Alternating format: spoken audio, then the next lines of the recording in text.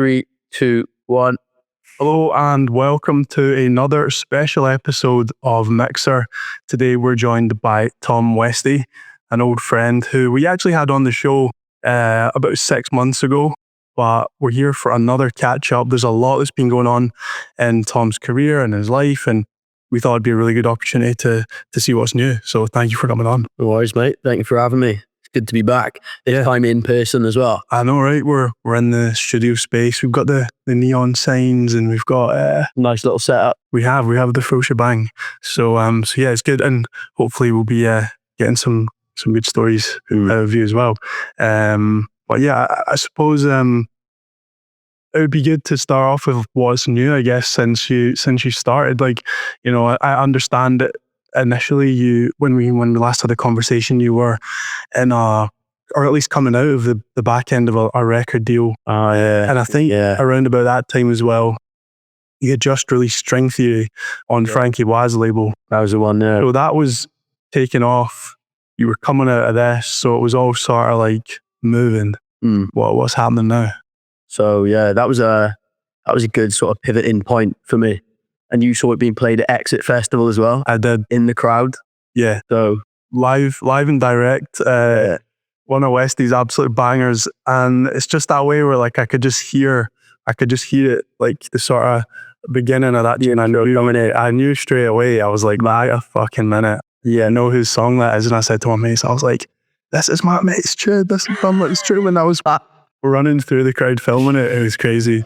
I didn't even know you were there. And then next thing I know is you sending me a video. I was like, hang on a minute. I didn't even know you played it, first of all. And then you sent me that. I was like, yeah. And and I got tagged in a story from Exit Festival then of him playing it. I was like, mad. Yeah, no, it really, really is an immense song to hear live. Like it really is. It's class. It's one of those ones I made picturing it being played live, which isn't usually what I do, because a lot of my stuff's like song based rather than club tracks like that one. So that one, yeah. Did that make you change the way you looked at production then a little bit? Yeah, 100%. Because this is the first time I'd had a DJ properly play out my music at like a festival or to a big crowd. And then I was just like, whoa, I've never really experienced that before. And then, yeah, I had some people messaging me saying they heard it from Exit Festival. And I was like, okay, this is cool. People are finding out from a DJ playing it. Yeah, when it was Shazam out. Yeah. I know that happens to a lot of other DJs, but it hadn't happened to me yet. And then that made me sort of change my productions. And now I'm doing a bit more the clubby sort of stuff. Interesting. DJ tools, I guess, as you call them. Yeah, no, that's really, really cool. It's an interesting aspect of the production process, I guess, where that experience has just sort of shifted the way you look at it. So I guess in terms of that, you obviously released that tune on Frankie Waz's label, and have you got more coming through him? Have you got more that you're going to work on his label? I haven't got any signed there yet, but I am going to be absolutely hammering him with demos this year. Definitely. I've got one coming, like an EP on my own label coming, which is in that sort of same ballpark, like the Shen kind of vibes. But yeah, we're just self-releasing that.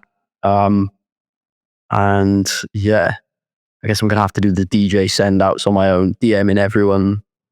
I don't know, you know what I mean? Pissing them off, being up in their face all the time, emailing them. So yeah. No, I like it. So you've came out of this, you came out of a deal and now you said you're self-releasing. What else does that look like? Like what does that involve then if you're not kind of working directly with a label? Yeah, if you're self-releasing, it just means that you've got to do every part of it yourself, I guess. So I have a distributor, so they'll be the ones who upload it to Spotify, Apple Music, Deezer, whatever else using. But then we'll be the ones who then obviously deliver the artwork. A label, we usually do that. I'll mix and master it, and then obviously make the tune. I'll have to do the marketing plan behind it, which I guess is just social media now. But that's something I'd always done myself anyway. Yeah. So I don't know. I think the benefit of self-releasing then is if you have, let's say, a video go viral and then everyone's wanting to check the tune out, if it's self-released on your label, you're keeping all the royalties, 100% of it. So yeah, it's, I don't know. I think the tune's more likely to sometimes do better with a label because it's that you pushing it and them, and they have better connections than you most of the time. So yeah, it's a bit risky, but Yeah, I know it is hard because the way I look at it is ultimately, I guess, it's the difference between fully working for yourself and almost kind of work. I guess you are kind of working for someone else by not doing when you are going through a label. yeah, And I guess that complete freedom that you would get with that is pretty desirable. You know, to be fully self-sufficient off your own music, yeah, or anything you create, really. That was a pretty good thing. self-releasing and being, fully self-sufficient off that. But yeah, it's hard. Obviously, you need your own sort of like you need a almost like cult like following. People that are going to be, as soon as you put a tune out, they're going to jump to it. So I'm not ready to just do self-releases. I'm just doing a bit of both. So I want to release this show on those labels that have those followings, the hardcore fan bases. I release on that label. Then some of them come over to me. And then it's like, okay, cool. Now I can do some self-releases. And because they're here to hopefully stay, they'll check that out as well. That's kind of the plan behind it. And the label it's going to take years for me to fully get it to where I want it to be. But it's better to start now than wait for the perfect time, because there isn't. So you've made your own label. Yeah. And that's so essential. So is that, when you say you're self-releasing, does that almost automatically become a thing then, your label, or have you created it in a way that's under a name, or is it what's the sort of like aesthetic, I guess, or the sound? I know what you mean. That's a good question as well. So we went through this distributor. So it's like they're called Video, and on there we create this sort of, asks you like, what's your label name? So we obviously decided on Terminal One. And then, if you upload to Spotify and all the DSPs, it'll say the label at the bottom on the Spotify credits, Terminal One, in my case. So rather than just releasing through my name, I guess, it is through a label. And then I wanted to do that because I'm planning on releasing other people's music as well. So then it's not just me, it's, other artists who send me demos, and I want to give their track a home if I think it's good enough. Yeah. And more so that if it fits the brand I'm going for, your style of music. So yeah, that's kind of, it is, I know what you mean. It's not just through me, my name, it's like under the name of the label. And we also like to create a brand as well. What is the name? The name of the label? Terminal One. Terminal One. Yeah. Nice, mate. So Like it. Yeah, that came about because there's a few reasons. DJs are always spending a lot of time in airports. I made my favorite song I've ever made in Bali Airport, and that was before Julia Church came on it. It was called Terminal One. So it's like the instrumental. So yeah, we just ended up running with that as the name.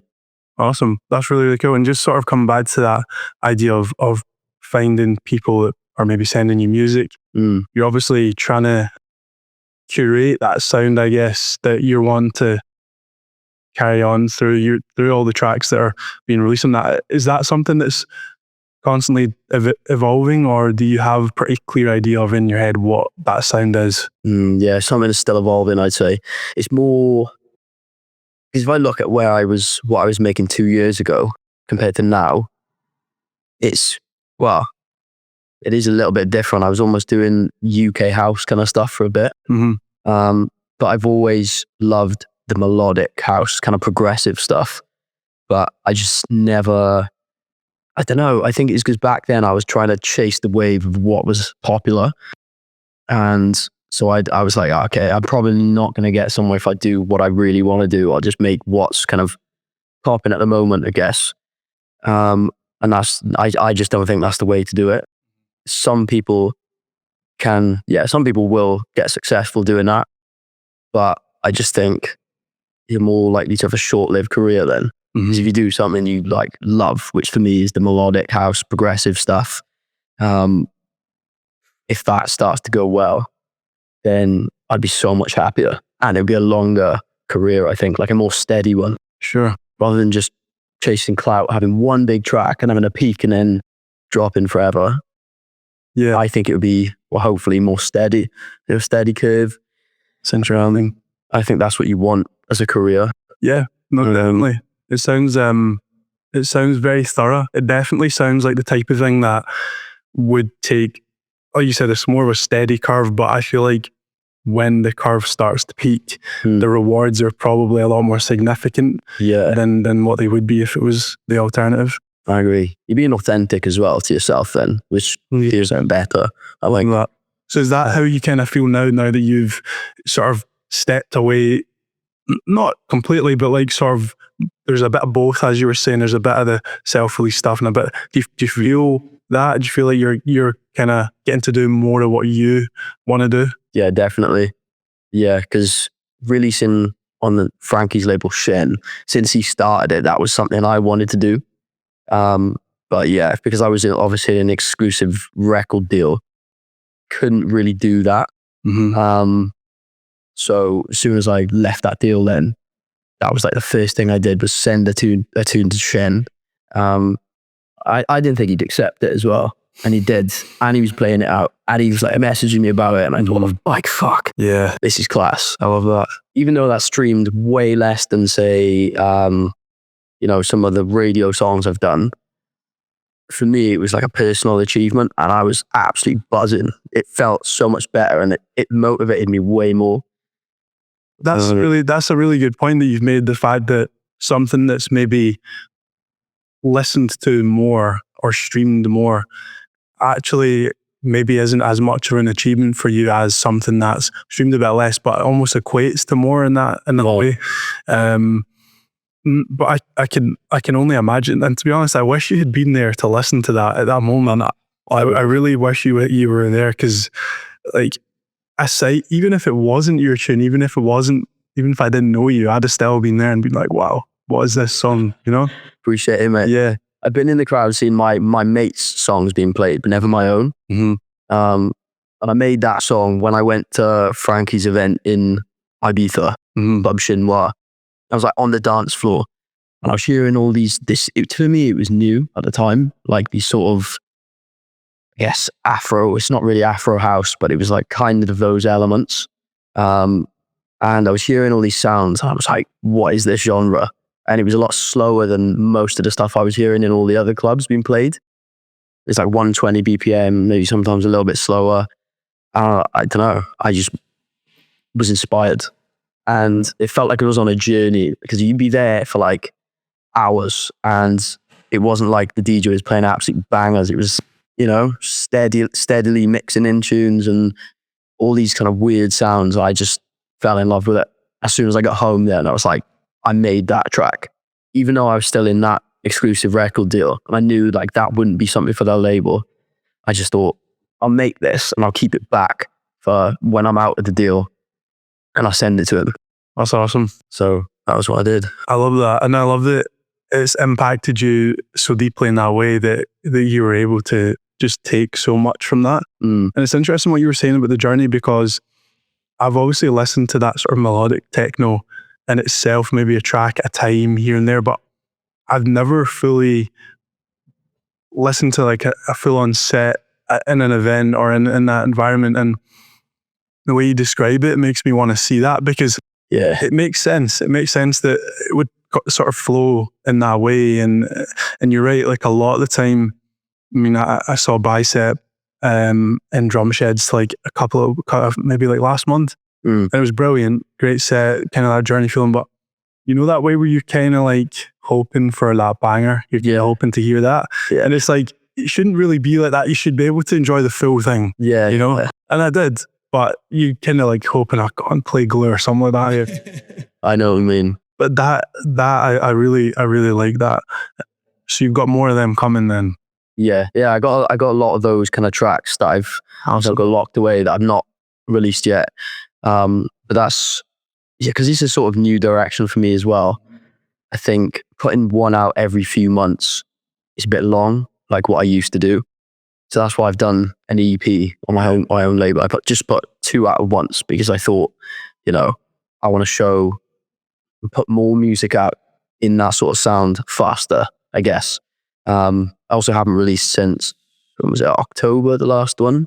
Or was it November? I think it was November. But yeah, I just thought I've never done an EP as well. So that's it, man, Exciting. And sort of coming back to the label and the artists that you're maybe trying to get on board on your journey as well. You've obviously moved to London.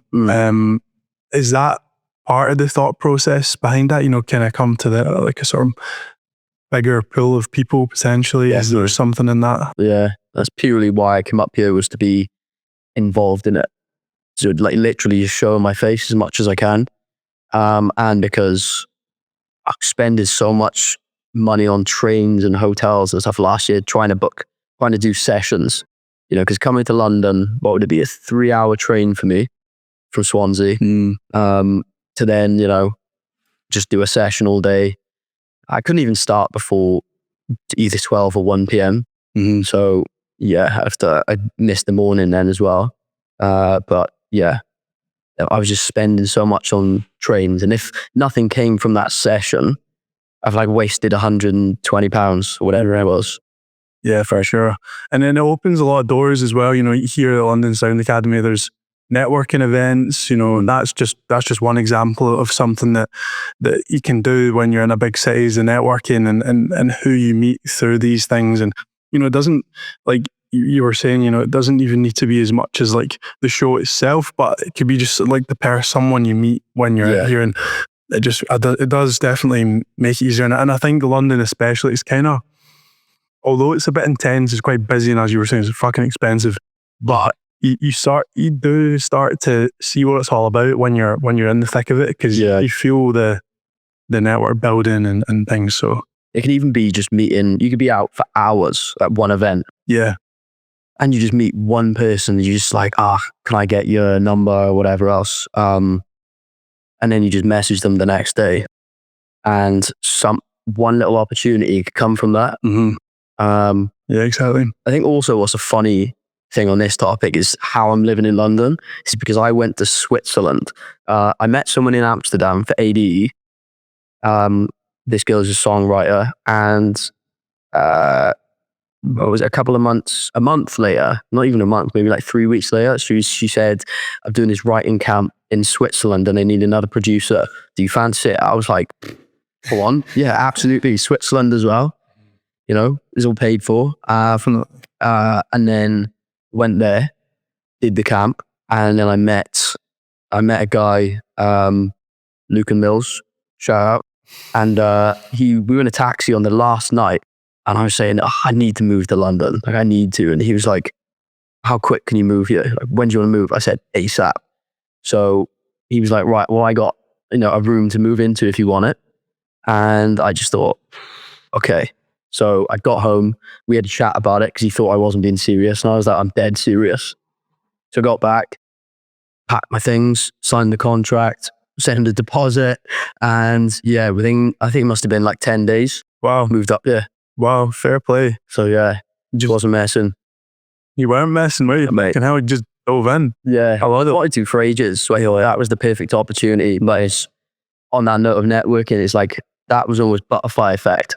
So you know what I mean? So one little thing leading to the next. And I was 50-50 on going to ADE as well. If I hadn't had a few gigs there this year, I don't think I would have. But yeah. No, it's interesting how individual people can influence your journey. Obviously, there's you've mentioned Frankie Wah, you mentioned this guy as well on the Switzerland trip. Is there anyone you would say that's acted as a sort of mentor for you in this journey, like especially considering the new sort of path you're going down? Yeah. Or are you finding that you're kind of not on your own, but like a lot of it you're kind of having to pick up along the way? Sometimes, yeah, because it's a new direction. It's funny saying it's a new direction where it's what I've always wanted to do. I've always loved this genre. But in terms of a mentor, Jonas Blue, definitely. I know I mentioned him last time I spoke, but yeah, because he's just sort of taken me under his wing the last 3 or 4 years, which is awesome, you know, because I used to listen to his music all the time. Yeah. And then when I was in last year of uni, I think it would have been, then he messaged me on Instagram after releasing this tune on this tiny little label. Well, I say tiny, it was more so, it was new at the time. Yeah. You know what I mean? Yeah. That's what it was. And I thought, okay, it might do all right. I was, you know, still am a small artist. So I thought, who's going to really hear it? And then next thing I know, Jonas messaged me on Instagram. And I was looking at my phone like fuck, shit, Jonas Blues messaged me. I didn't know him at the time, obviously. And then he was just asking for some tunes for his label. And I thought, all right, I'll get to work. I didn't have anything, but I told him, like, yeah, I'll send something over in a few days. Mm-hmm. And I just, spent like morning to night for the next 3 days making this tune, sent it to him. He loved it. We released it. And that tune is more aligned with what I want to do now. But then I steered away from that because it wasn't kind of in at the time. Mm-hmm. Mm-hmm. But yeah, going back to it. So it's, you know, full circle. Awesome. Yeah. It's amazing how people can influence your journey and really give you a boost along the way. And I think when you are on your own, I guess, as an artist, because it's quite an individual thing, it's good to know that there's people who are in positions where they're, further down the road and they can actually boost you up along the way. It's really great to hear. And obviously shout out to Jonas Blue for doing that. Yeah. But I guess just on that, obviously talking about the forward way, but looking back, now that you're at where you're at and you're going down this path, is there things you would maybe have done differently? Like, is there something that you would have changed, or were you quite happy with how this is? And that's such a good question to like look back and reflect on it. I don't know. I think I've learned a lot. Definitely. So I don't know if I'd change things. Because when you make, I guess, mistakes, even though I wouldn't even call them that, it's just learning curves, I guess. And even though I produced different stuff back like 2 years ago, 3 years ago, that's just more production knowledge on how to make different genres and different styles. So yeah, I think it's all kind of helped. Definitely. Yeah, no, I love that. And it's, I guess, like you were saying, it's not a mistake, but it sort of gives you a bit of thicker skin as well, because it's not always like, I think you kind of anticipate always going to be up, and it's you change, it's like diagonals and ups and downs and all this. So I suppose, like, if it's like anything in life, I guess, really, if you don't try it, you're never going to know. And also, like, even if for a while it's not quite the path you want to go down, it might actually ultimately bring you closer to the right one. Yeah. But that's cool. And so we kind of look back. You've spoken about your record label that you're working on. You've spoken about some of the things you've got kicking on the side for potential on Frankie Y's label, things like that. So it's super, super exciting. What else is coming up then that you're kind of looking toward? Yeah. So I've got an EP coming on my label, start of February, called Nightfall. That's just, named after the first track, Nightfall. And yeah, it's a 2-tracker. So we got that, which is more of a kind of vocal-led track, sort of Afro melodic kind of vibes, which I'm really feeling at the moment. And then the second one is just more of a DJ weapon, I guess, is what I'd call it. Because I made it.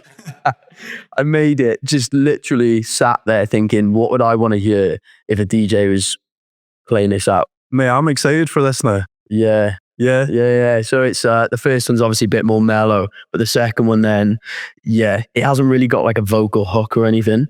So it's kind of, it's just a club tune. So and I'm guessing that's sort of based on that experience we were talking about previously. Yeah. Being in Ibiza at the the Shen event. Definitely. Are you kind of itching to play that live now? Oh, definitely. Yeah. Yeah. I'd love to play. I also want to see, I don't know, I think I'd prefer almost to be in the crowd hearing the DJ play it. Well, because when you're behind the booth, like it's awesome, yeah, being able to play your crowd out, play your tune out. Brain's not working. Yeah, being in the crowd is different then, because you're experiencing it from their perspective, from their POV. So it's like, yeah, I'd love to hear that. You get a sense of the atmosphere in the crowd. I'd love it. So yeah, that's something I'd like to experience. But yeah, that was also, when I'm making some tunes, I do just picture myself in the crowd rather than playing it out. It's quite weird. Like I almost, what would the crowd, or try and think what would the crowd want to hear. Yeah. Then all I know is what I want to hear. So yeah. I love that. No, I love that, because I think there's people I've spoke to on this, and they often, when I maybe touch on the sort of production process they have, no one's mentioned that before. No one's really spoke about putting themselves in the other person's shoes. And obviously, I get you make stuff that you like, obviously, but to have that awareness, I think, is really interesting, and I think to sort of put that first as well is a really cool thing to do, because like you said, you're really sort of imagining how is this going to impact or influence people in the moment. I think that's really cool. Yeah, I think it's because at the end of the day, you are, as a DJ, I guess, trying to you're like entertain the crowd, because they're paying tickets to see the DJ. So I think it's important that you're playing tunes that they're going to enjoy. Mm-hmm. Or, if you're a producer, making tunes that they're going to enjoy. I guess if it's, a DJ kind of tool, kind of track. No, that's really, really cool. In terms of entertaining and giving the crowd something to be excited about, I think it sounds like there's a lot more of that to come. And personally, I can't wait to hear that live. I can't wait for you to release it. Yeah, this track. It'll be on one. And I'm super excited for you to be on this journey in terms of like doing something with the label and seeing where that goes. And I'm here for it, man. I think you're gonna smash it. I think you're in the right place, the right city. You're on the right path, man, for sure. And I'm excited to see where it goes. Appreciate it, mate. I mean, I'm telling you all this stuff, but I don't think it's that deep. I think I am just making noises in my room. I mean, just weird noises. You're like a fucking messiah over in the corner. You're like, bro, it's just sorry, mate. Not that deep, is it? It's like I'm just making noises, and that is really all it is. But yeah, I don't know. I don't know. I think I've been in the crowd more times than I've been DJing, I guess. Although I've done, different types of DJing. Like in Swansea, I did a residency. I was just playing commercial music every Saturday. So, okay, I've DJed more times, I guess. But DJing in the sense of the music I want to play, I've probably been in the crowd more times than that. So, like, yeah, I do put that in my head. What would I want to hear when I'm in the crowd? Than more so than what would I want to play out, I guess. Yeah. But yeah. Love that. Pretty much it, mate. Well, here's it. Nice one, mate. Thank you for coming on. I really, really appreciate it. No worries, mate. Appreciate you having me. Nice one.